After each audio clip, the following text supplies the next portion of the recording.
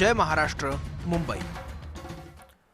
छगन भुजबळांच्या नाराजीनंतर राष्ट्रवादी काँग्रेस पक्षातील वरिष्ठ नेत्यांची तातडीची बैठक पार पडली। महायुतीत मंत्री भुजबळ यांनी आक्रमक पवित्रा घेतल्यानंतर संभाव्य अडचणींवर या बैठकीत चर्चा करण्यात आली।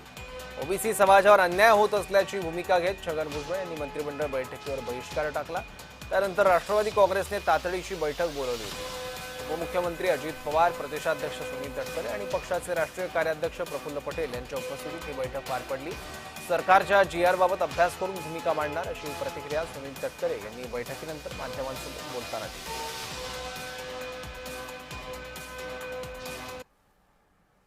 ते नाराज दिसतात आणि त्यांची नाराजी दूर केली जाणार आहे का? कारण नाराजगी म्हणजे मी आपल्याला तेच वारंवार मगापासून सांगतोय की भुजबळ साहेब असतील किंवा आम्ही सगळेजण असो, या संदर्भामध्ये नेमका काय इम्पॅक्ट होणार आहे याचा असेसमेंट घ्यायला 1-2 दिवसाचा कालावधी लागेल।